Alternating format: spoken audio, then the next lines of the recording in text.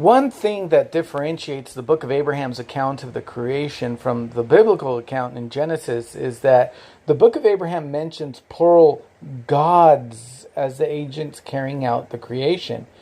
And then the Lord said, "Let us go down." And they went down at the beginning, and they, that is, the gods, organized and formed the heavens and the earth.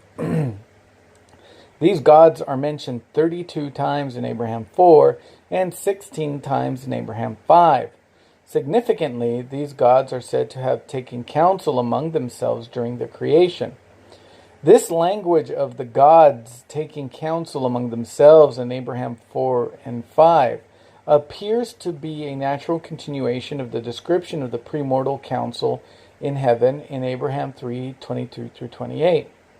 One of the rulers in the premortal council, who was like unto God, is depicted as saying, "We will go down, for there is space there, and we will take of these materials, and we will make an earth whereon these may dwell. And we will prove them herewith to see if they will do all things whatsoever the Lord their God shall command them." In this manner, the council of gods in Abraham 3 counseled with each other during the creation in Abraham 4 and 5. After the lifetime of Joseph Smith, archaeologists working in Egypt, Syria, Palestine, and Mesopotamia uncovered scores of texts written on papyrus, stone, and clay tablets. As these texts were translated, scholars and laypersons alike were surprised to discover creation myths that in many ways paralleled the biblical creation account while differing in significant ways. One way in which these creation myths were different from the creation account in Genesis was the clear, stark portrayal of what came to be widely called the divine or heavenly council. In many of these myths, a group or family of gods or divinities worked together in fashioning the components of the cosmos. Other times, the gods engage in divine battle over control of the cosmos. Whatever the specific case, almost universally, these myths described multiple deities serving different roles or functions in the process of creation. With this extra biblical material in mind, and with the discovery of superior manuscripts such as the Dead Sea Scrolls that provide better readings of certain biblical passages, scholars returned to the Hebrew Bible and reevaluated passages which appeared to acknowledge the presence of a divine plurality. Over time, a general consensus has been reached that the Bible does indeed portray a multiplicity of gods, even if there remains individual scholarly disagreement over some of the finer details. In contrast to typical Jewish and Christian belief in Joseph Smith's day, the Book of Abraham frankly depicts a plurality of gods and even uses specific language, took counsel among themselves, that invokes the presence what is now widely recognized by scholars as the unquestionably ancient concept of the divine council.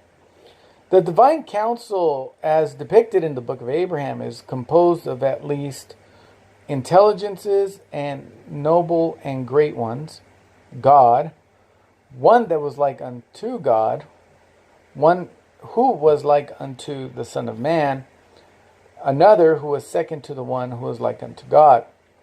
According to the Book of Abraham, then, God the Father did indeed work with a council of which Jesus Christ and other noble and great premortal intelligences or souls, spirits, were members. The polytheistic divine councils of the ancient Near East might well be echoes of the conception of the divine council portrayed in the Book of Abraham. To be sure, while there are striking similarities between the Book of Abraham and other ancient texts that feature a divine council, there are also notable differences. What is important for the Book of Abraham is that the text broadly, and even in some specific instances of language, shares a similar ancient conception of a heavenly hierarchy or council of divine beings. While it is true that Joseph Smith learned from his Hebrew studies that the word for God, Elohim, in the Old Testament is technically a masculine plural noun, it does not seem likely that he would have learned about the divine council from his teacher, Joshua Seixas, as the two seem to strongly disagree on the implications this held for the biblical view of God. In any case, with the exception of the Bible, the surviving ancient texts that overtly depict the divine counsel were unknown in the prophet's day. While the theological implications of the divine counsel remain to be fully explored and articulated, what can be said from a fair degree of reasonableness is that the Book of Abraham's depiction of the divine counsel shares features present in other ancient Near Eastern texts, some of which date to Abraham's day. This reinforces the belief that the Book of Abraham is authentically ancient.